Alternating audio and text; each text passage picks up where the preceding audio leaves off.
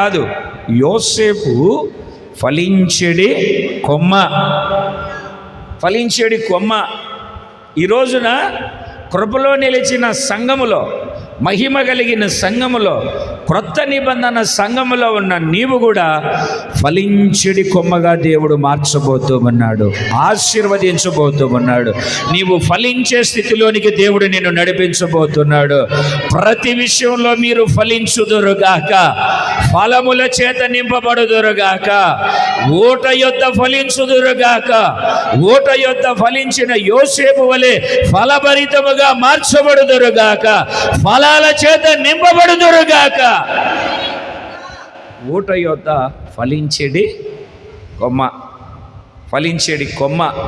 దేవునికి స్తోత్రం కలుగునగా. కొమ్మ ఎప్పుడు ఫలిస్తుంది?